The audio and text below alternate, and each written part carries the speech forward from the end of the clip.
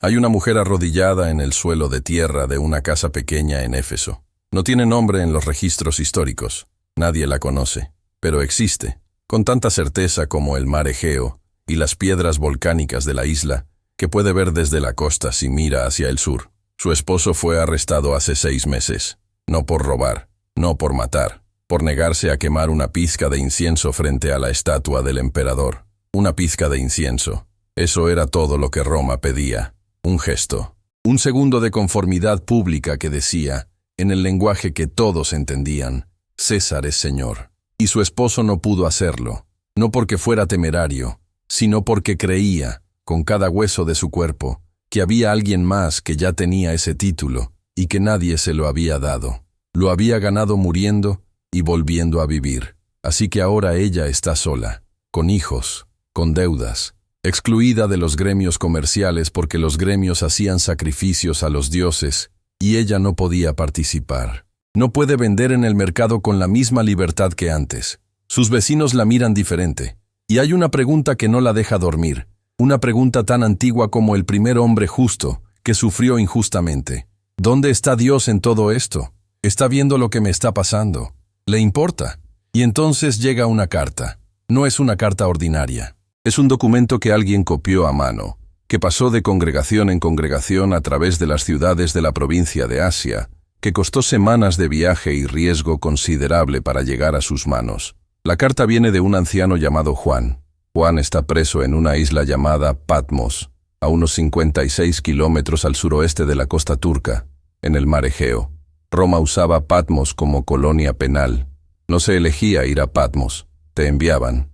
Y te quedabas hasta que Roma decidía soltarte, o hasta que morías. Juan está en esa isla porque tampoco pudo quemar el incienso, y desde esa isla ha enviado esta carta. Y la carta comienza con una visión que va a cambiar todo lo que esta mujer sin nombre creía entender sobre la historia que estaba viviendo. El documento que ella tiene en sus manos es el libro del Apocalipsis, y esta noche te voy a contar la historia completa, desde las 7 cartas hasta la Nueva Jerusalén, desde el primer sello hasta el último amén. Y al final, vas a entender por qué este libro, el más malinterpretado, el más tergiversado, el más sensacionalizado de toda la Biblia, no es principalmente una predicción del fin del mundo. Es una carta de amor escrita a gente que lo estaba perdiendo todo, para decirles que el trono no se había movido. Quédate conmigo, porque esto va a cambiar la manera en que lees el último libro de la Biblia.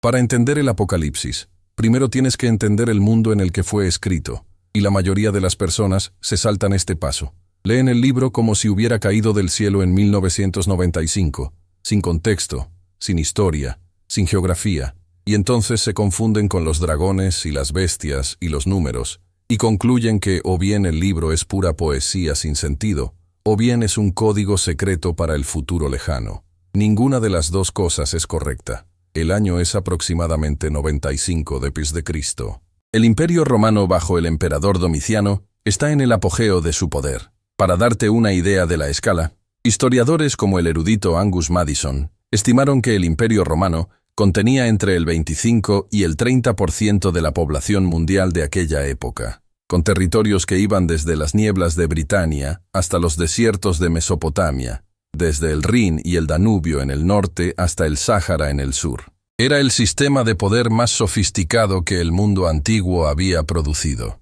Y no era solo un sistema político, era un sistema teológico. Aquí está lo que la mayoría de las personas nunca comprende sobre el Imperio Romano. El culto imperial no era propaganda opcional. Era la arquitectura social que mantenía unida a la sociedad. En la provincia de Asia, donde estaban ubicadas las 7 iglesias del Apocalipsis, la región que hoy llamamos Turquía Occidental, el culto al emperador era una presencia constante en la vida cotidiana. Éfeso tenía templos dedicados a Augusto y a Domiciano. Pérgamo tenía el altar más grande dedicado a César en toda la región. Esmirna tenía un templo a Tiberio desde el año 26 d.C. El historiador romano Suetonio, en su obra Vida de los 12 Césares, documenta que Domiciano insistía en ser llamado Dominus et Deus, Señor y Dios, no como metáfora, como protocolo oficial. Si escribías al palacio imperial, Así era como debías dirigirte a él. El erudito Brian Jones, en su estudio histórico sobre Domiciano, confirma que esta exigencia era real y que generó fricciones significativas incluso dentro de la élite romana. Para la mayoría de las personas del imperio, esto no era un problema. El sistema religioso romano era, en cierto sentido, tolerante. Podías adorar a tus dioses locales, a los dioses de tus ancestros, a los dioses de tu gremio, siempre y cuando también reconocieras la autoridad divina del César. Era una religiosidad acumulativa. Los dioses se sumaban, no se excluían. Los judíos tenían una exención legal porque su monoteísmo era reconocido como una práctica ancestral. Roma respetaba la antigüedad, pero los cristianos estaban perdiendo esa protección. El historiador romano Tácito, en sus Anales, libro 15, capítulo 44, describe cómo Nerón culpó a los cristianos del incendio de Roma en el año 64 d.C. La descripción de Tácito es reveladora. Los llama odiados por sus vicios, condenados no por el incendio en sí, sino por lo que él llama odio al género humano. Esta frase, odium humani generis, era una acusación de antisocialidad. Los cristianos no participaban en los banquetes de los gremios, no asistían a los sacrificios públicos, no quemaban incienso al emperador. En la lógica romana, esto no era libertad religiosa, era sedición. Plinio el Joven, gobernador de Bitinia alrededor del año 112 d.C., justo después de que el Apocalipsis fue escrito, le escribió al emperador Trajano una carta que ha sobrevivido hasta hoy, incluida en su epistulario, Libro X, Carta 96. Plinio describe su protocolo para tratar con los acusados de ser cristianos.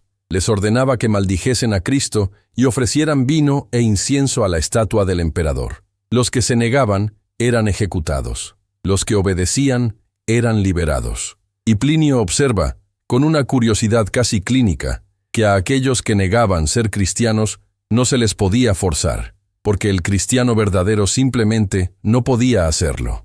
No podía quemar el incienso, una pizca de incienso que lo cambiaba todo. En ese mundo, a esas personas específicas, en esas ciudades específicas, enfrentando esas presiones específicas, el Cristo resucitado envió una carta.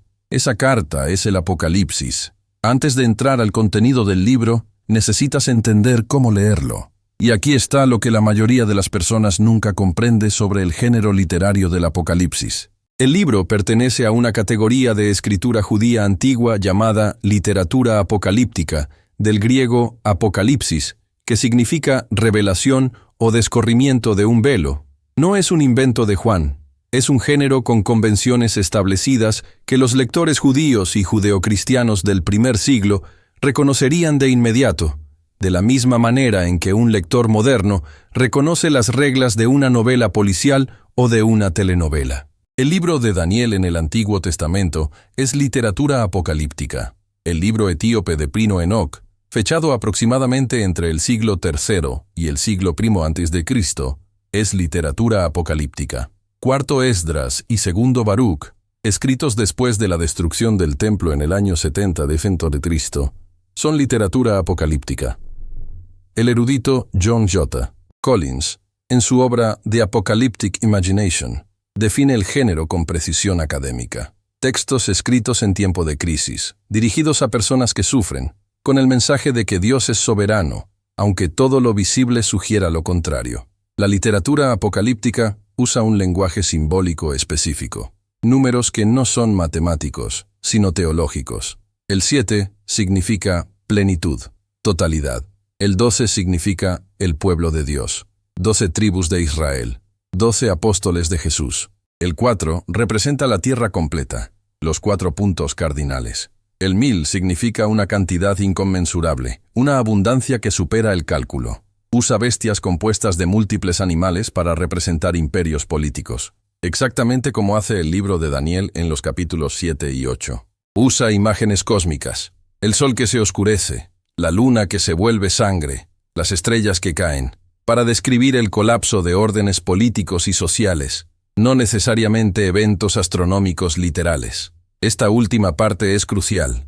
Cuando el profeta Isaías, en el capítulo 13, versículos 9 al 13, describe el juicio sobre Babilonia, dice: las estrellas de los cielos y sus constelaciones no darán su luz. El sol se oscurecerá al nacer, y la luna no dará su luz. Babilonia cayó en el año 539 a.C. Las estrellas no se apagaron literalmente.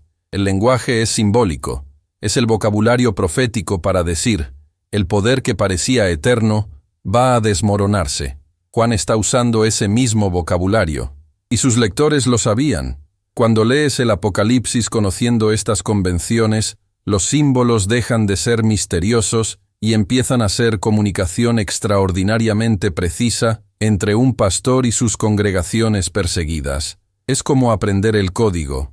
Una vez que lo conoces, el mensaje es asombrosamente claro. El Apocalipsis es, simultáneamente, 4 cosas: una carta a iglesias reales, una profecía sobre lo que vendrá, una revelación, un apocalipsis, un descorrimiento del velo de lo que ya es verdad en la dimensión celestial, y un servicio de adoración estructurado alrededor del trono de Dios. Leerlo como solo una de esas cosas es como escuchar una sinfonía de Beethoven a través de la pared de un apartamento. Puedes adivinar el ritmo, pero te estás perdiendo la arquitectura completa. El Apocalipsis comienza con 7 cartas, una para cada una de las 7 iglesias de la provincia de Asia, y cada carta sigue la misma estructura. Una descripción de Cristo tomada de la visión del capítulo 1, un reconocimiento de lo que la iglesia está haciendo bien, una advertencia sobre lo que necesita corregir, y una promesa para el que venza. Juntas, las 7 iglesias representan el espectro completo de lo que una comunidad de fe bajo presión puede llegar a ser. Éfeso es la iglesia del rigor doctrinal. Han probado a los falsos apóstoles y los han encontrado mentirosos. Han soportado pacientemente. Conocen la diferencia entre la verdad y el error. Pero hay algo que perdieron en el proceso. Apocalipsis 2:4. Tengo contra ti que has abandonado tu primer amor. El verbo griego que Juan usa es aphiemi, que significa dejar ir, soltar. No es que el amor murió súbitamente, es que lo fueron soltando, gradualmente, sin darse cuenta, mientras se concentraban en tener razón sobre todo. Aquí está lo que la mayoría de las personas nunca comprende sobre la advertencia a Éfeso. Cristo no les reprocha sus creencias. Les reprocha que sus creencias ya no están conectadas a su corazón. Pueden articular la teología correcta y al mismo tiempo estar tan fríos como el mármol. Y les dice algo que debería hacernos detenernos. Si no vuelven al primer amor, va a quitar su candelabro de su lugar. En el capítulo 1, los candelabros son las iglesias. Quitar el candelabro es extinguir la iglesia.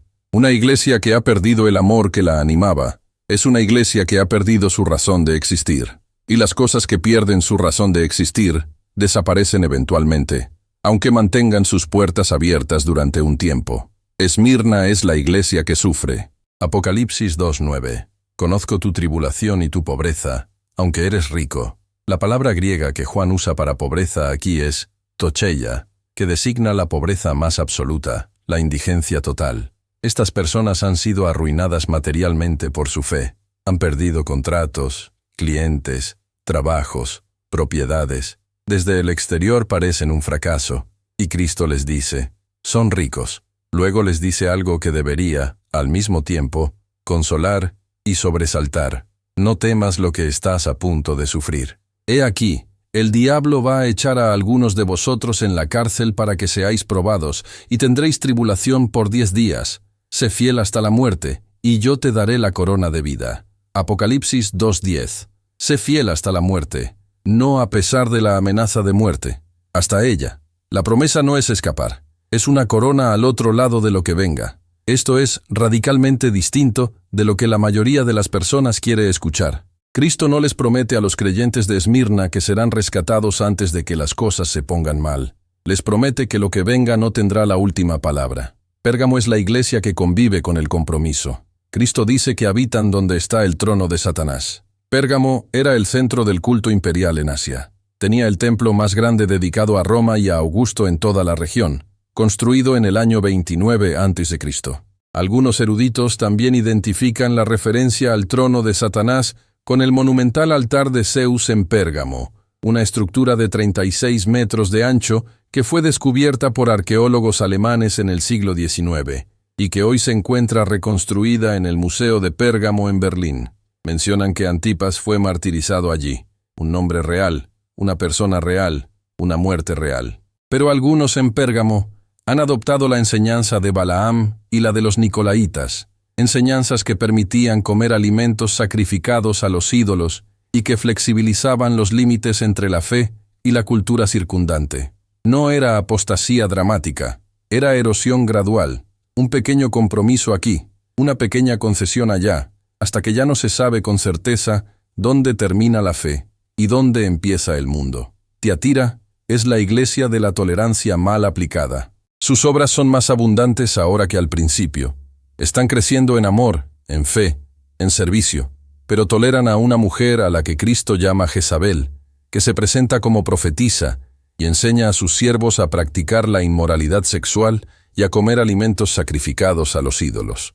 Aquí está lo que la mayoría de las personas nunca comprende sobre la referencia a Jezabel. Juan no está necesariamente identificando a una mujer con ese nombre. Está identificando un patrón.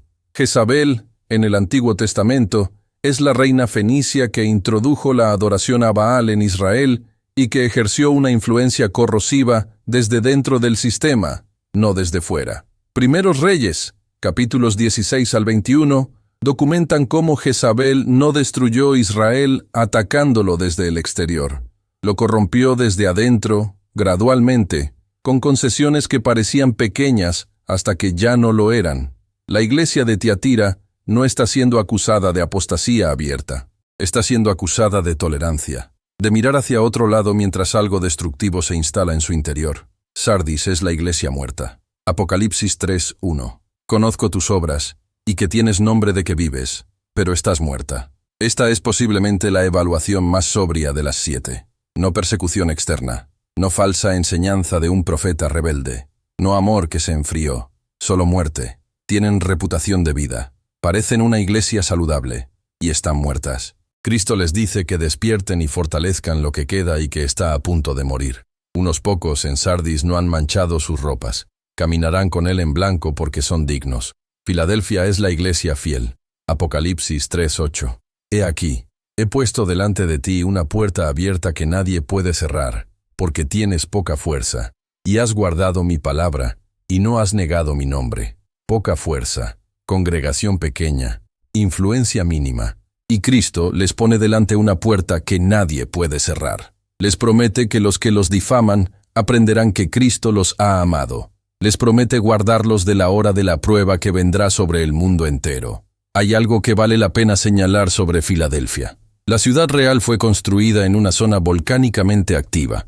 El geógrafo Estrabón, en su Geografía, libro 13, describe cómo la ciudad sufrió terremotos regulares y cómo muchos de sus habitantes vivían fuera de los muros por miedo a los derrumbes. Era una ciudad cuya seguridad física era constantemente cuestionada, y a esa iglesia, en esa ciudad, Cristo promete ser la puerta que nadie cierra, la estabilidad que la tierra no podía darles. La Odisea es la iglesia tibia, y la carta a la Odisea es la que ha resonado con más fuerza a través de la historia de la iglesia, porque diagnostica la condición más sutil y más peligrosa de las 7. Apocalipsis 3:15-16. Yo conozco tus obras, que ni eres frío ni caliente. Ojalá fueras frío o caliente. Pero por cuanto eres tibio, y no frío ni caliente, te vomitaré de mi boca. Aquí está lo que la mayoría de las personas nunca comprende sobre la metáfora de la temperatura en esta carta. No es simplemente un contraste entre entusiasmo y apatía.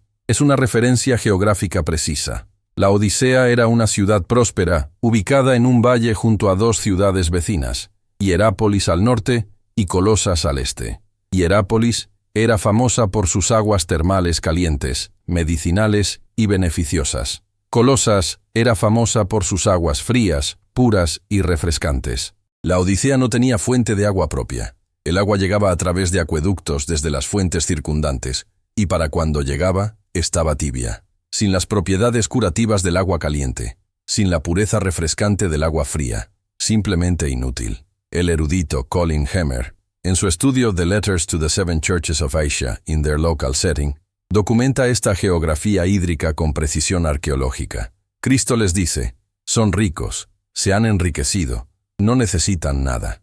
y no se dan cuenta de que son miserables, pobres, ciegos y desnudos. Apocalipsis 3:17.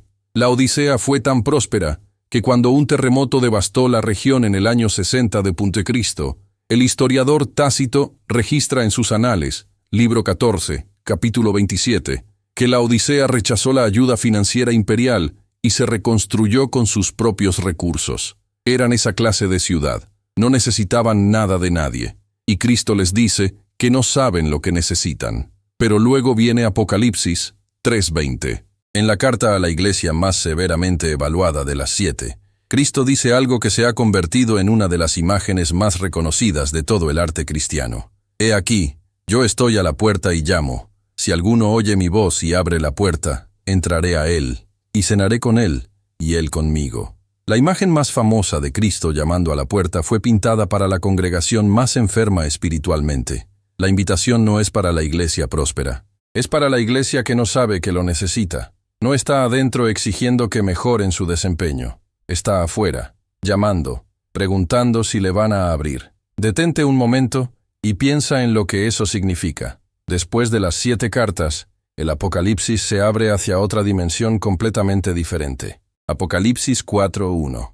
Después de esto miré, y he aquí una puerta abierta en el cielo. Y la primera voz que oí, como de trompeta, hablando conmigo, dijo: Sube acá, y yo te mostraré las cosas que sucederán después de estas. Juan es transportado al trono celestial. Y lo que ve allí es la clave interpretativa de todo lo que sigue en el libro. Porque antes de que el Apocalipsis describa cualquier juicio, cualquier bestia, cualquier marca, cualquier batalla, le muestra a Juan el trono. Apocalipsis 4:2-3. Y al instante yo estaba en el Espíritu, y he aquí, un trono establecido en el cielo, y en el trono uno sentado. Y el aspecto del que estaba sentado era semejante a piedra de jaspe y de cornalina, y había alrededor del trono un arco iris, semejante en aspecto a la esmeralda. Jaspe, en el mundo antiguo, una piedra de color cristalino, translúcida. Cornalina, rojo sangre, un arco iris de esmeralda verde rodeando toda la escena. El erudito G.K.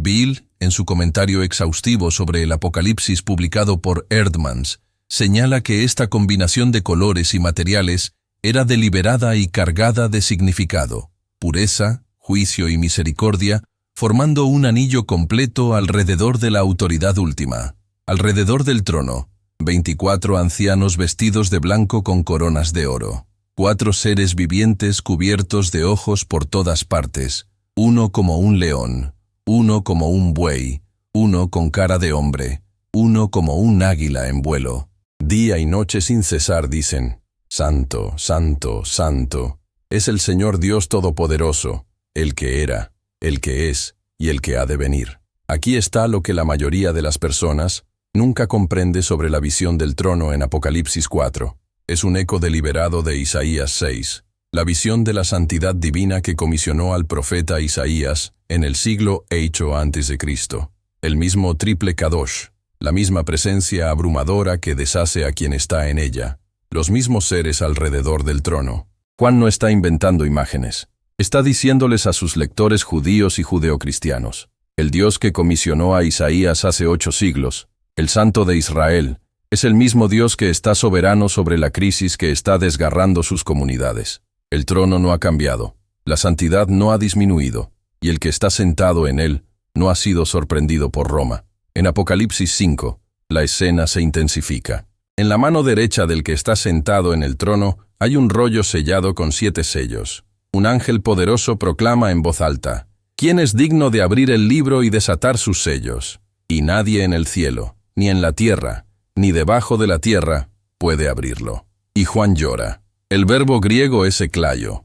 Lloró amargamente, en voz alta. El rollo es presumiblemente el plan de Dios para la historia, el despliegue de lo que debe ocurrir. Y si nadie puede abrirlo, si el rollo permanece sellado, entonces la historia no tiene dirección. El sufrimiento de las 7 iglesias no tiene propósito. Los mártires bajo el altar no tienen vindicación. La historia completa no tiene resolución. Y entonces uno de los ancianos dice: no llores. He aquí que el león de la tribu de Judá, la raíz de David, ha vencido para abrir el libro y desatar sus 7 sellos. Apocalipsis 5:5. El león de Judá, la figura mesiánica triunfante de Génesis 49, 9, 10, el rey conquistador. Y Juan mira y ve. Apocalipsis 5, 6. Un cordero en pie como inmolado. No un león, un cordero. De pie, como si acabara de salir del altar. La palabra griega esphagmenon significa degollado, el término técnico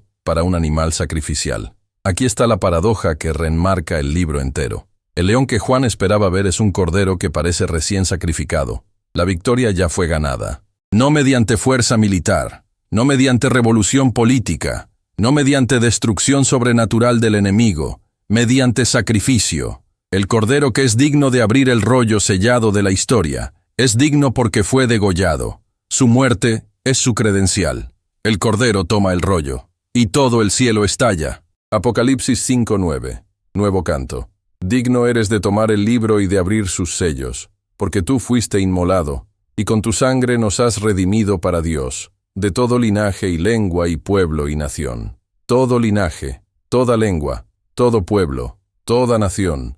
El alcance de la redención del Cordero no es solo Israel, no es solo el Imperio Romano, no es solo el primer siglo, es tan ancho como la humanidad misma. Y luego un número que desafía el cálculo. Apocalipsis 5:11. Miríadas de miríadas y miles de miles, diciendo con voz potente, el Cordero que fue inmolado es digno de tomar el poder, las riquezas, la sabiduría, la fortaleza, la honra, la gloria y la alabanza. La sala del trono del cielo no es una reunión de oración en voz baja, es un estruendo. Los 7 sellos se abren uno a uno, y cada apertura desata algo sobre la tierra. Los primeros 4 sellos liberan los 4 jinetes. Caballo blanco, un jinete con arco y corona, saliendo a conquistar. Caballo rojo, su jinete quita la paz de la tierra para que los hombres se maten unos a otros. Caballo negro, un jinete con balanzas anunciando precios de hambruna. Caballo pálido, y aquí el griego usa la palabra kloros, verde pálido, el color de un cadáver. Su jinete se llama muerte, y el Hades lo sigue.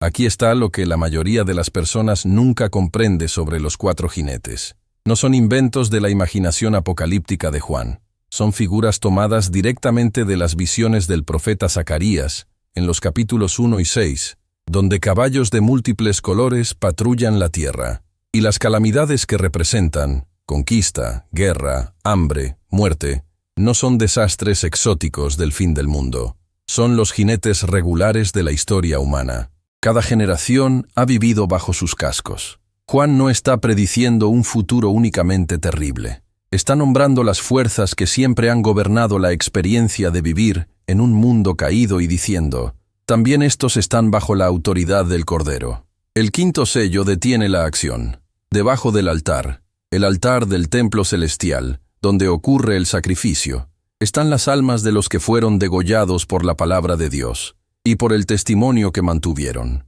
Y claman en voz alta, ¿hasta cuándo, Señor santo y verdadero, no juzgas y vengas nuestra sangre en los que moran en la tierra? Apocalipsis 6:10. Es la oración más antigua de la Biblia. ¿Hasta cuándo? El Salmo 13 la hace, el Salmo 74 la hace, el profeta Habacuc la hace en el capítulo 1, versículo 2. Toda persona que ha visto la injusticia prosperar mientras los justos sufren, la ha hecho. Y aquí, en la sala del trono del cielo, los mártires la están haciendo. La muerte no los ha silenciado. Siguen hablando, y se les dan ropas blancas y se les dice que descansen un poco más, hasta que se complete el número de sus consiervos y hermanos. El 6.º sello produce la mayor catástrofe cósmica hasta ese momento.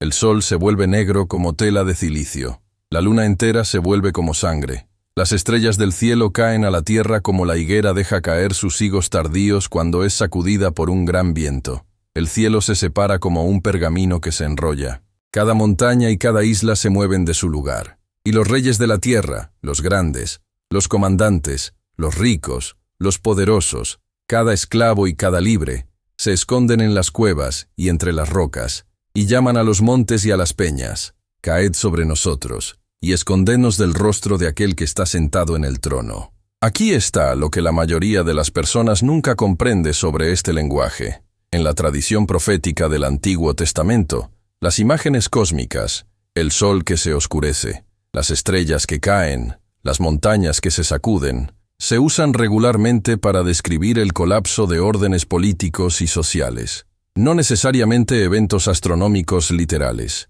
Isaías 13:10-13 usa lenguaje casi idéntico para describir la caída de Babilonia. Isaías 34:4 lo usa para el juicio sobre Edom. Joel 2:10 lo usa para la invasión asiria. Juan está utilizando un vocabulario profético establecido que sus lectores judíos habrían reconocido de inmediato. Lo que el sexto sello está describiendo, usando ese vocabulario, es la desestabilización total de todo sistema humano que ha sido usado para oprimir y silenciar al pueblo de Dios. Los poderes que parecían inamovibles están temblando, y quienes construyeron su seguridad sobre esos poderes están aterrorizados. Antes de que se abra el séptimo sello, hay un interludio en el capítulo 7. 4 ángeles están parados en las 4 esquinas de la tierra, deteniendo los 4 vientos. Otro ángel asciende desde el oriente con el sello del Dios vivo y clama: «No hagáis daño a la tierra, ni al mar, ni a los árboles, hasta que hayamos sellado en sus frentes a los siervos de nuestro Dios». Y se da un número: 144.000, 12.000 de cada una de las 12 tribus de Israel. Este número ha generado más controversia y malinterpretación que casi cualquier otro en el Apocalipsis. Aquí está lo que la mayoría de las personas nunca comprende sobre el número 144.000, en su contexto literario. Es 12 por 12 por 1000. 12 es el número del pueblo de Dios. 12 tribus de Israel. 12 apóstoles de Jesús. 12 por 12 es la completud multiplicada por sí misma. Por 1000, que en la literatura apocalíptica significa abundancia inconmensurable. El 144.000 no es un conteo literal de personas específicas. Es una expresión simbólica del pueblo completo de Dios. Cada persona que le pertenece, sellada y protegida antes de que caiga el juicio. Y luego la misma escena desde un ángulo diferente. Apocalipsis 7:9. Una gran multitud, la cual nadie podía contar, de todas naciones y tribus y pueblos y lenguas, que estaban delante del trono y en la presencia del Cordero, vestidos de ropas blancas y con palmas en las manos. Los 144.000 sellados, el número simbólico completo, es el mismo grupo visto desde la perspectiva de la tierra. La multitud innumerable es el mismo grupo visto desde la perspectiva del cielo. Juntos responden la pregunta: ¿quiénes son el pueblo de Dios? Toda nación, toda tribu, todo pueblo, toda lengua, vestidos de blanco porque la sangre del Cordero ha blanqueado sus ropas, agitando palmas, el gesto de triunfo, el mismo gesto que las multitudes usaron cuando Jesús entró a Jerusalén. No están esperando el rescate, ya están en él, ya están ante el trono, ya están adorando. Se abre el séptimo sello, y hay silencio en el cielo por alrededor de media hora. Apocalipsis 8:1. Después de todo el estruendo de la sala del trono, después de los 4 seres vivientes, y los 24 ancianos, y las miríadas de miríadas, silencio, media hora de silencio. Es la pausa más dramática del libro entero. El aliento contenido antes de lo que viene. 7 ángeles reciben 7 trompetas. Otro ángel toma un incensario de oro y lo llena con fuego del altar, y lo arroja a la tierra, y hay truenos y ruidos y relámpagos y un terremoto. Las 7 trompetas suenan una por una. Primera trompeta: granizo y fuego mezclados con sangre arrojados a la tierra. Una tercera parte de la tierra quemada. Una tercera de los árboles, toda la hierba verde. Segunda trompeta: algo semejante a un gran monte ardiendo en fuego es arrojado al mar. Una tercera parte del mar se convierte en sangre. Una tercera de las criaturas del mar muere. Una tercera de los barcos destruida. Tercera trompeta: una gran estrella ardiente cae del cielo, llamada ajenjo. Una tercera de los ríos y fuentes se vuelven amargos. Muchos hombres mueren. Cuarta trompeta: una tercera parte del sol, la luna y las estrellas golpeada, de modo que se oscurece una tercera de ellos. Aquí está lo que la mayoría de las personas nunca comprende sobre el patrón de los juicios de las trompetas. Están explícitamente modelados sobre las plagas de Egipto del libro del Éxodo. Agua convertida en sangre, oscuridad, granizo. Los paralelismos son inconfundibles y deliberados. Juan está diciendo: lo que Dios hizo con Faraón y Egipto para liberar a su pueblo, Lo está haciendo de nuevo a escala cósmica para liberar a su pueblo del nuevo faraón, del nuevo Egipto, el imperio romano y cada imperio como él. El erudito Michael Gorman, en su obra Reading Revelation Responsibly, desarrolla este paralelo con el Éxodo de manera extensa y lo identifica como uno de los ejes estructurales más importantes del libro. La quinta trompeta libera algo del abismo sin fondo, langostas con poder de escorpiones, con caras como de hombres, cabello como de mujer, dientes como de leones, colas como de escorpiones. No pueden matar, pero pueden atormentar durante 5 meses a los que no tienen el sello de Dios en la frente. Su rey es el ángel del abismo, cuyo nombre en hebreo es Abadón y en griego, Apolión, destructor. La sexta trompeta libera 4 ángeles atados junto al gran río Éufrates, soltados para matar a una tercera parte de la humanidad, con un ejército de 200 millones. Y entonces, Apocalipsis 9, 20, 21, uno de los versículos más sobrios del libro. Y los demás hombres que no fueron muertos con estas plagas, ni aun así se arrepintieron de las obras de sus manos, ni dejaron de adorar a los demonios, y a las imágenes de oro, de plata, de bronce, de piedra y de madera, las cuales no pueden ver, ni oír, ni andar, y no se arrepintieron de sus homicidios, ni de sus hechicerías, ni de su fornicación, ni de sus hurtos. No se arrepintieron. El propósito de los juicios de las trompetas no es principalmente la destrucción, es el arrepentimiento. Las plagas están destinadas a demostrar, como las plagas de Egipto, que los poderes en los que la gente confía no son dioses, y que el Dios que están ignorando sí lo es. Y la respuesta de la humanidad es la misma que la de Faraón, endurecida, negándose. Entre la sexta y la séptima trompeta hay otro interludio, y en este interludio Juan encuentra una de las imágenes más poderosas del libro entero. Apocalipsis 10. Un ángel poderoso desciende del cielo envuelto en una nube, con un arco iris sobre su cabeza, su rostro como el sol, y sus pies como columnas de fuego. Sostiene un pequeño rollo, planta su pie derecho sobre el mar, y su pie izquierdo sobre la tierra, y clama con voz potente como el rugido de un león, y 7 truenos resuenan. Juan está a punto de escribir lo que dijeron los 7 truenos, y una voz del cielo le dice: «Sella las cosas que los 7 truenos han dicho, y no las escribas». Hay revelación que no se da, hay conocimiento retenido, no todo está en el rollo. Y las palabras selladas de los 7 truenos, cualquiera que fuera su contenido, recuerdan a cada lector el Deuteronomio 29:29. Las cosas secretas pertenecen al Señor nuestro Dios, pero las reveladas son para nosotros y para nuestros hijos para siempre.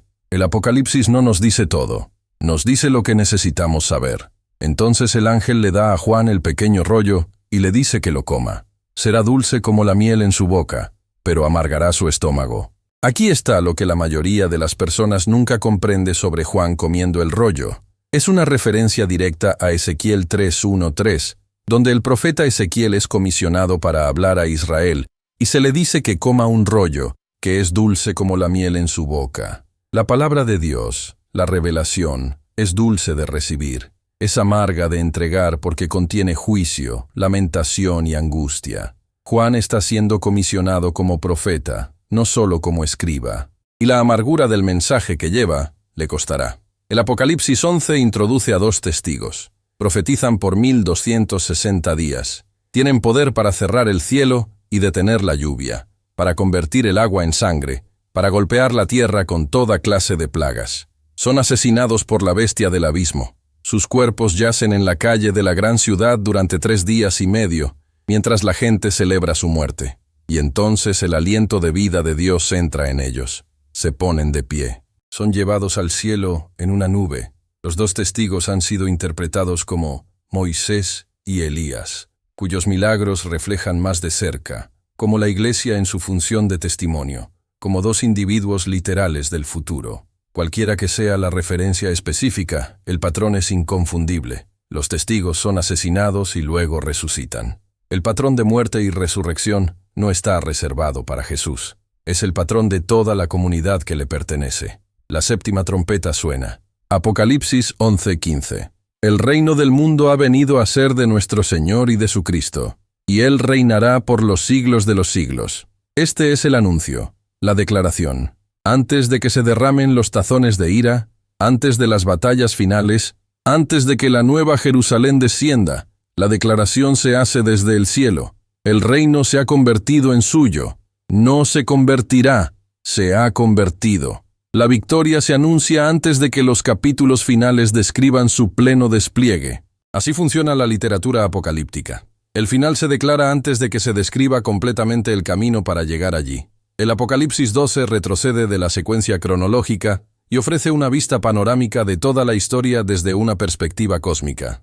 Una gran señal aparece en el cielo, una mujer vestida del sol, con la luna bajo sus pies, y sobre su cabeza una corona de 12 estrellas. Está embarazada y clamando con dolores de parto. Otra señal, un gran dragón escarlata con 7 cabezas y 10 cuernos y 7 diademas en sus cabezas. Su cola barre una tercera parte de las estrellas y las arroja a la tierra. Se para frente a la mujer para devorar a su hijo cuando nazca. Ella da a luz a un varón, que ha de regir a todas las naciones con vara de hierro. Y su hijo es arrebatado hasta Dios y hasta su trono. Y la mujer huye al desierto, donde tiene un lugar preparado por Dios por 1260 días. Y estalla guerra en el cielo. Miguel y sus ángeles luchan contra el dragón. El dragón y sus ángeles son derribados. Y una voz potente en el cielo anuncia: ahora ha venido la salvación, el poder, y el reino de nuestro Dios, y la autoridad de su Cristo, porque ha sido lanzado fuera el acusador de nuestros hermanos, el que los acusaba delante de nuestro Dios día y noche. Apocalipsis 12:10. Aquí está lo que la mayoría de las personas nunca comprende sobre el Apocalipsis 12. No es profecía futura en el sentido secuencial. Es el trasfondo cósmico de todo lo que ha ocurrido y está ocurriendo. La mujer representa al pueblo de Dios, Israel, de quien vino el Mesías, y la iglesia que continúa su identidad después de su venida. El dragón es Satanás, el varón es Jesús. El nacimiento, la amenaza, el arrebato al trono, son la encarnación, la crucifixión y resurrección, la ascensión, todo comprimido en un drama cósmico que revela lo que realmente estaba sucediendo detrás de los eventos históricos. Y el dragón, furioso por haber sido derribado, hace guerra contra el resto de los descendientes de la mujer, los que guardan los mandamientos de Dios y tienen el testimonio de Jesús. Apocalipsis 12:17. Este es el origen cósmico de la persecución que las 7 iglesias están experimentando. El dragón ha sido derrotado, lo sabe, y en su furia está atacando a las personas que portan el testimonio del que lo derrotó. El dragón convoca a 2 bestias. Apocalipsis 13. Una bestia del mar con 10 cuernos y 7 cabezas que recibe autoridad del dragón.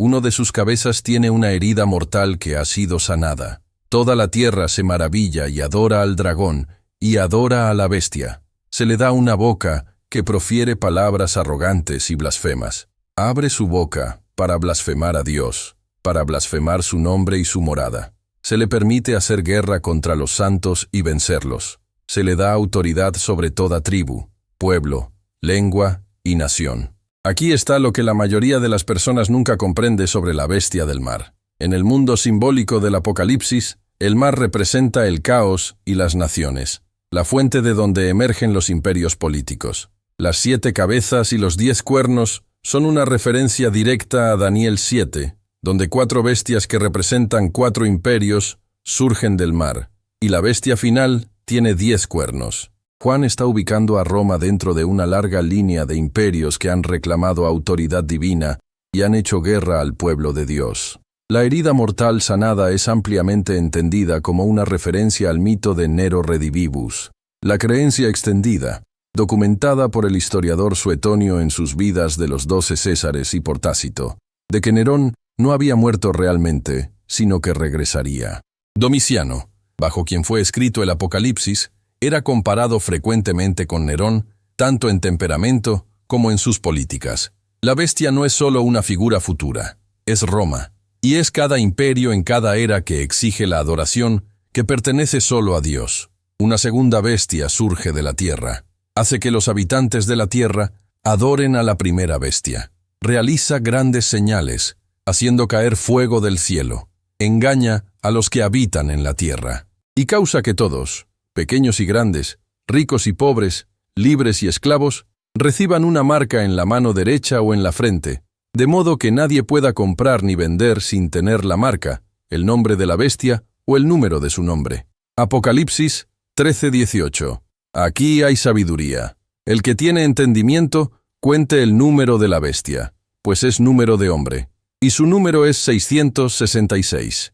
La práctica que Juan está usando se llama gematría, la antigua práctica de asignar valores numéricos a las letras. En hebreo, cada letra tiene un valor numérico. El nombre Nerón César, escrito en caracteres hebreos, Nerón Quesar, suma 666. El erudito Craig Keener, en su comentario sobre el Apocalipsis publicado por Cambridge University Press, confirma este cálculo y señala que habría sido inmediatamente reconocible para los lectores judíos del primer siglo. No era un código oculto para lectores modernos. Era una técnica reconocible para los lectores del primer siglo. La bestia, cuyo número es 666, es Nerón, el emperador que comenzó la persecución sistemática de los cristianos, que mató a Pedro y a Pablo, cuyo nombre se convirtió en sinónimo de lo peor que Roma podía hacer a los seguidores de Jesús. Pero el genio del simbolismo del Apocalipsis es que nunca se agota en un solo referente. Nerón es la bestia, y todo tirano que exige lealtad divina es la bestia. La marca de la bestia, la capacidad de participar en la vida económica y social del imperio, solo reconociendo a César como señor, era una realidad del primer siglo para los cristianos de las 7 iglesias. Y el principio que codifica, que los imperios exigen conformidad y que la conformidad tiene un costo, nunca ha dejado de ser verdad. El Apocalipsis 14 trae otra visión de los 144,000, esta vez de pie sobre el monte Sión con el Cordero. Cantan un cántico nuevo delante del trono. Llevan el nombre del Cordero y el nombre del Padre escritos en sus frentes, lo opuesto a la marca de la bestia. Siguen al Cordero donde quiera que va. 3 ángeles vuelan en sucesión con proclamaciones. El primero, el Evangelio eterno, a toda nación y tribu, y lengua y pueblo. Temed a Dios y dadle gloria, porque la hora de su juicio ha llegado. El segundo, ha caído Babilonia la grande, que ha hecho beber a todas las naciones del vino del furor de su fornicación. El tercero, el más severo, si alguien adora a la bestia y recibe su marca, beberá del vino de la ira de Dios. Y luego una voz del cielo. Bienaventurados los muertos que de aquí en adelante mueren en el Señor. Sí, dice el Espíritu, descansarán de sus trabajos, porque sus obras con ellos siguen. Apocalipsis 14:13. En medio del anuncio del juicio sobre la bestia y sus adoradores, una bienaventuranza para los mártires. Bienaventurados, no afortunados de haber escapado, no rescatados antes de que las cosas se pusieran difíciles, muertos y bienaventurados. La cosecha de la tierra sigue. 2 imágenes de cosecha, una de grano, generalmente entendida como la reunión de los redimidos, una de uvas, el juicio, las uvas de la ira arrojadas al gran lagar de la ira de Dios, pisadas fuera de la ciudad, con sangre que fluye hasta los frenos de los caballos por una distancia de 1.600 estadios, aproximadamente 300 kilómetros. La imagen es terrible, y los números son simbólicos, 4 por 4 por 100. Un número de totalidad completa que sugiere la plenitud del juicio sobre toda la tierra. 7 ángeles con 7 copas llenas de la ira de Dios. Los 7 últimos azotes. Con ellos se completa la ira de Dios. Las copas se derraman en secuencia. Úlceras malignas sobre los que tienen la marca de la bestia. El mar se convierte en sangre de muerto. Los ríos y fuentes se vuelven sangre. El sol quema a los hombres con fuego. Tinieblas sobre el trono de la bestia. El Éufrates se seca para preparar el camino a los reyes del oriente, y la 7ª copa, derramada en el aire, produce el mayor terremoto de la historia humana y granizos enormes. Entre la 6ª y la 7ª copa, 3 espíritus inmundos como ranas salen de las bocas del dragón, de la bestia y del falso profeta. Espíritus de demonios que realizan señales, yendo a los reyes de toda la tierra para reunirlos para la batalla en el gran día del Dios Todopoderoso. He aquí, yo vengo como ladrón. Bienaventurado el que vela. Apocalipsis 16:15. Y el lugar de reunión, en hebreo, Armagedón. El monte de Megido. Armagedón. Aquí está lo que la mayoría de las personas nunca comprende sobre Armagedón. Megido era un lugar real, una ciudad fortificada en el valle de Jezreel en el norte de Israel, que custodiaba un paso montañoso crucial. Fue uno de los sitios militares más disputados del antiguo Oriente Próximo. El faraón Tutmosis III libró allí una famosa batalla en el año 1457 a.C., documentada en los anales de Karnak. El rey Josías de Judá murió allí en el año 609 a.C., según el registro de 2 Reyes 23-29. Era el lugar donde se decidían las batallas definitivas. En el vocabulario simbólico de Juan, Armagedón no es necesariamente una coordenada GPS para un conflicto futuro.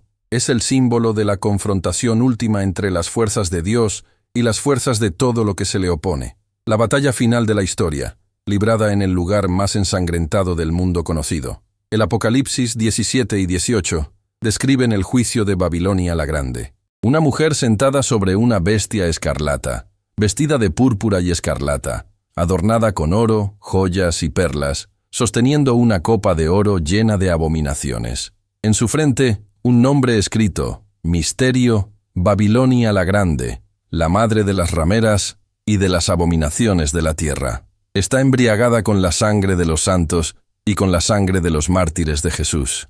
¿Quién es Babilonia? El Apocalipsis 17:9 da la pista más clara. Esto, para la mente que tenga sabiduría, las 7 cabezas son 7 montes, sobre los cuales se sienta la mujer. 7 montes. Roma era proverbialmente la ciudad de las 7 colinas. Tanto el poeta Virgilio en su Eneida como el poeta Ovidio en sus Tristia hacen referencia a este rasgo distintivo. Todo lector del primer siglo lo habría reconocido de inmediato. Babilonia, la gran ciudad que embriaga a las naciones con su vino, es Roma, el imperio que sedujo al mundo con su riqueza, su poder, su belleza, y que exigió la adoración que no merecía. Y los mercaderes de la tierra que se enriquecieron con el poder del comercio de lujo de Roma llorarán cuando ella caiga, porque ya nadie comprará su mercancía. El Apocalipsis 18, 11, 13 enumera la carga: oro, plata, joyas, perlas, lino fino, púrpura, seda, escarlata, madera de cedro, marfil, bronce, hierro, mármol, canela, especias, incienso, mirra, franquincienso, vino, aceite, flor de harina, trigo, bestias de carga, ovejas, caballos, carros y almas de hombres. El último artículo de la lista, después de todo el oro y la seda y el mármol, después de todas las especias y el incienso, seres humanos listados como carga, y el cielo se regocija en su caída. Una gran piedra de molino es arrojada al mar y Babilonia ya no se encontrará más. El Apocalipsis 19. El rugido de una gran multitud en el cielo. Aleluya. La salvación y la gloria y el honor y el poder son del Señor nuestro Dios, porque sus juicios son verdaderos y justos. La cena de las bodas del Cordero, su novia, la iglesia, se ha preparado. Lino fino, brillante y puro, le fue dado para vestirse. El lino fino son las acciones justas de los santos, y el cielo se abre. Apocalipsis 19:11. Entonces vi el cielo abierto, y he aquí un caballo blanco, y el que lo montaba se llamaba Fiel y Verdadero, y con justicia juzga y pelea. Sus ojos eran como llama de fuego, y había en su cabeza muchas diademas. Tenía un nombre escrito que ninguno conocía sino él mismo. Estaba vestido de una ropa teñida en sangre, y su nombre es el Verbo de Dios. Y los ejércitos celestiales, vestidos de lino finísimo, blanco y limpio, le seguían en caballos blancos. De su boca sale una espada aguda, para herir con ella a las naciones, y él las regirá con vara de hierro. En su vestidura y en su muslo tiene escrito este nombre: Rey de Reyes y Señor de Señores. Aquí está lo que la mayoría de las personas nunca comprende sobre esta visión del Cristo que regresa. No es una figura nueva en el Apocalipsis. Es la misma figura del capítulo 1, los mismos ojos de fuego, la misma espada de su boca, la misma presencia abrumadora que hizo que Juan cayera como muerto. Lo que es nuevo es el contexto. En el capítulo 1 camina entre sus iglesias, pastoral, presente, atendiendo a su pueblo. En el capítulo 19 viene en juicio final. El mismo ser, la misma autoridad. El pastor y el rey no son roles diferentes. Son el mismo rol expresado en momentos distintos de la misma historia. La bestia es capturada. El falso profeta también. Ambos son lanzados al lago de fuego que arde con azufre. Y un ángel clama a todas las aves para la gran cena de Dios. Apocalipsis 20. Un ángel desciende del cielo con la llave del abismo sin fondo y una gran cadena, hecha a mano del dragón, esa antigua serpiente que es el diablo y Satanás, y lo ata por 1000 años, lo arroja al abismo, lo cierra y sella sobre él, para que ya no engañe a las naciones, hasta que los 1000 años se cumplan. El milenio, 1000 años, el pasaje más debatido del Apocalipsis, y uno de los más controvertidos de toda la teología cristiana. 3 posiciones principales han sido sostenidas a través de la historia de la Iglesia. El premilenarismo sostiene que Cristo regresa antes de un reinado literal de 1000 años en la tierra. El posmilenarismo sostiene que Cristo regresa después de un periodo de expansión del Evangelio y crecimiento del reino que constituye el milenio. El amilenarismo sostiene que los 1000 años son simbólicos del período completo entre la primera y segunda venida de Cristo, durante el cual el poder de Satanás está restringido. Aquí está lo que la mayoría de las personas nunca comprende sobre el debate del milenio. Lo más importante no es qué posición es correcta sobre la secuencia. Lo más importante es lo que las 3 posiciones afirman: que la historia va hacia algún lugar, que la aparente victoria de la bestia no es el final, que viene un reinado en el que los mártires que lo perdieron todo por el testimonio de Jesús serán vindicados y restaurados. Los detalles de la cronología importan menos que la certeza del destino. Después de los 1000 años, Satanás es soltado por un poco de tiempo. Sale a engañar a las naciones, a Gog y Magog, y los reúne para la batalla. Rodean el campamento de los santos y la ciudad amada, y desciende fuego del cielo y los consume. Y el diablo que los engañó es lanzado al lago de fuego y azufre, donde están la bestia y el falso profeta, y serán atormentados día y noche por los siglos de los siglos. El gran trono blanco. Apocalipsis 20:11. La tierra y el cielo huyen de la presencia del que está sentado en él. Los muertos, grandes y pequeños, están de pie ante el trono. Los libros son abiertos. Otro libro es abierto, el libro de la vida. Los muertos son juzgados según lo que estaba escrito en los libros, de acuerdo a sus obras. La muerte y el Hades son lanzados al lago de fuego. Esta es la segunda muerte, el lago de fuego. Y el que no fue hallado inscrito en el libro de la vida, fue lanzado al lago de fuego. Aquí está lo que la mayoría de las personas nunca comprende sobre el libro de la vida en el Apocalipsis. Es mencionado 6 veces en el libro: 3:5, 13:8, 17:8, 20:12, 20:15 y 21:27. Y en cada instancia está conectado al Cordero, el libro de la vida del Cordero. Los nombres escritos allí no lo están por lo que las personas lograron. Están escritos por quién es el Cordero y qué hizo el Cordero. El juicio del Apocalipsis no es una evaluación de desempeño, es una revelación de lo que siempre fue verdad. Si una vida fue vivida dentro de la redención que el Cordero compró o fuera de ella. Y entonces, Apocalipsis 21. Vi un cielo nuevo y una tierra nueva, porque el primer cielo y la primera tierra pasaron, y el mar ya no existía más. El mar, la fuente del caos, el lugar de donde emergió la bestia, ya no existe, no porque el agua sea mala, sino porque lo que el mar representaba, el caos que amenaza al pueblo de Dios, el poder impredecible que barre y destruye, ha terminado. Y Juan ve la santa ciudad, la nueva Jerusalén, descender del cielo desde Dios, preparada como una novia ataviada para su marido. Y una voz potente del trono dice: He aquí el tabernáculo de Dios con los hombres, y Él morará con ellos, y ellos serán su pueblo, y Dios mismo estará con ellos como su Dios. Enjugará Dios toda lágrima de los ojos de ellos, y ya no habrá muerte, ni habrá más llanto, ni clamor, ni dolor, porque las primeras cosas pasaron. Apocalipsis 21:3-4. Enjugará Dios toda lágrima de los ojos de ellos. La imagen es de una intimidad que supera la descripción. El creador del universo, el que sostiene la muerte y el Hades, el que hizo que los reyes de la tierra rogaran a los montes que los cubrieran, el que tiene ojos como llama de fuego y cuya gloria ilumina la ciudad, está enjugando lágrimas, una por una, de cada ojo que alguna vez lloró. La muerte ya no existirá más. El último enemigo, el que ha acechado cada vida humana desde el jardín, el que sirvieron los 4 jinetes, el que se llevó a los mártires bajo el altar, ha terminado. No derrotado en batalla, simplemente ausente. Las condiciones que lo hacían posible ya no existen. La nueva Jerusalén desciende. Sus dimensiones son asombrosas. Apocalipsis 21:16. 12.000 estadios en largo, ancho y alto. Un cubo perfecto. 12.000 estadios equivalen aproximadamente a 2.200 kilómetros. Un cubo de 2.200 kilómetros en cada dirección. Las dimensiones hacen eco del lugar santísimo del templo, que era un cubo perfecto de 20 codos de lado, documentado en Primera Reyes 6:20. La Nueva Jerusalén no es solo una ciudad, es un templo. Es el lugar santísimo hecho cósmico. El santuario interior, el lugar donde moraba la presencia de Dios, es ahora la ciudad completa. No hay partición entre lo sagrado y lo cotidiano. Todo es sagrado, todo es santo. Apocalipsis 21:22. Y no vi en ella templo, porque el Señor Dios Todopoderoso es el templo de ella, y el Cordero.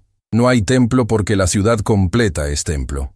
No se necesita sol ni luna, porque la gloria de Dios la ilumina, y su lámpara es el Cordero. Y las puertas, Apocalipsis 21:25. Sus puertas nunca serán cerradas de día, pues allí no habrá noche. En el mundo antiguo, las puertas de las ciudades se cerraban de noche por seguridad. En la Nueva Jerusalén no hay noche, no hay amenaza, no hay razón para cerrar las puertas jamás. La ciudad está permanentemente abierta. La invitación que fue pronunciada en el jardín, la que fue complicada por el árbol y la serpiente, y la expulsión, está finalmente, permanente e irreversiblemente abierta. Apocalipsis 22. Después me mostró un río limpio de agua de vida, resplandeciente como cristal, que salía del trono de Dios y del Cordero. En medio de la calle de la ciudad, y a uno y otro lado del río, estaba el árbol de la vida, que produce 12 frutos, dando cada mes su fruto, el árbol de la vida. El mismo árbol cuyo acceso fue bloqueado por el ángel con la espada de fuego en Génesis 3:24, de nuevo accesible, no para un hombre en un jardín, para la sanidad de todas las naciones que jamás han existido. La historia que comenzó en un jardín termina en una ciudad-jardín.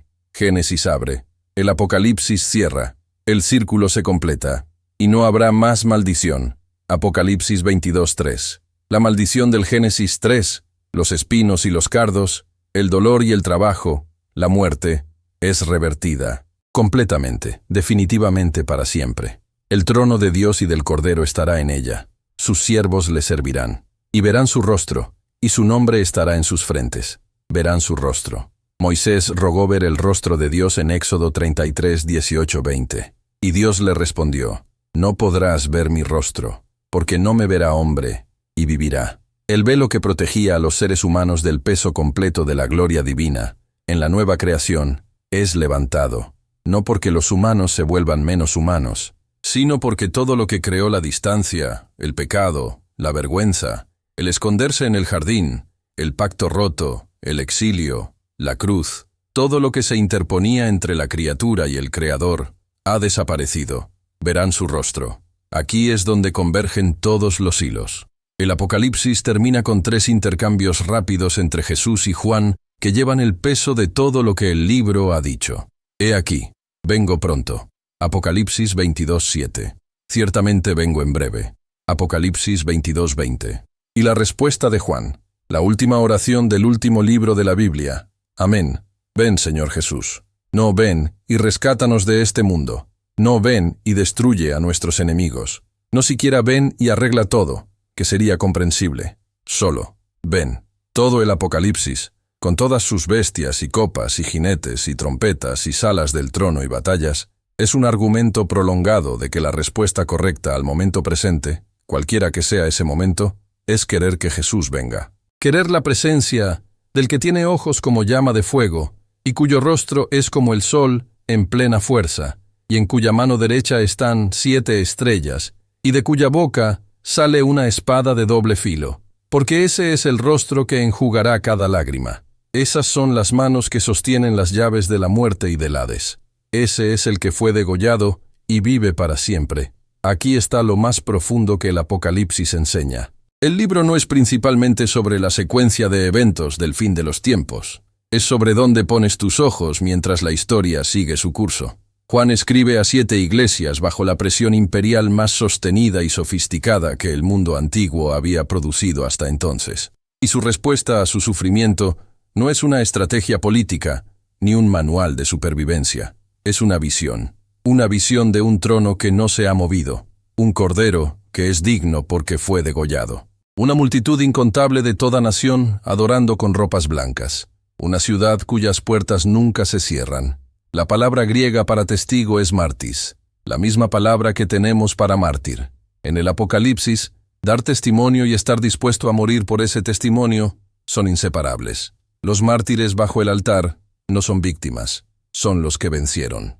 Apocalipsis 12:11. Y ellos le han vencido por medio de la sangre del Cordero y de la palabra del testimonio de ellos, y menospreciaron sus vidas hasta la muerte. 3 cosas. La sangre del Cordero. No su propia fidelidad, sino el sacrificio del Cordero.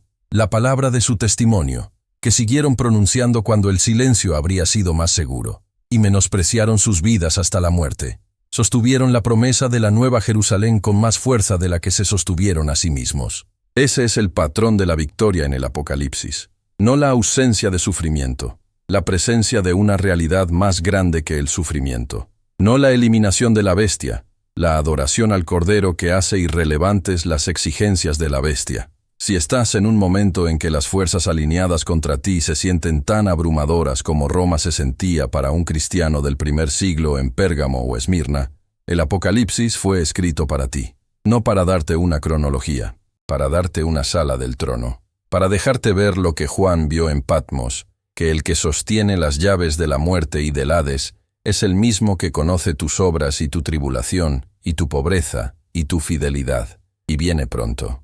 El mar ya no existe más. Las cosas antiguas han pasado. Está haciendo todas las cosas nuevas. Amén. Ven, Señor Jesús. Si este estudio significó algo para ti, si el Apocalipsis te llegó hoy de una manera diferente a como te había llegado antes, la cosa más útil que puedes hacer es suscribirte. Cada video en Biblia sin complicaciones va con este nivel de cuidado al lenguaje, la historia, los símbolos y las personas detrás del texto. Deja un comentario. Puede ser solo una palabra. Incluso una sola palabra en los comentarios ayuda a otras personas a encontrar esta conversación. Hay personas que le han tenido miedo al Apocalipsis toda su vida y necesitan verlo como el libro más esperanzador de la Biblia. Compártelo con alguien que cree que el Apocalipsis es solo sobre el fin del mundo. Compártelo con alguien que está pasando por una temporada en la que las fuerzas en su contra se sienten tan grandes como Roma. Compártelo con alguien que necesita escuchar que el trono no se ha movido, que el Cordero es digno y que las puertas de la ciudad nunca se cierran. Que Dios los bendiga. Y por favor tengan a Biblia sin complicaciones en sus oraciones.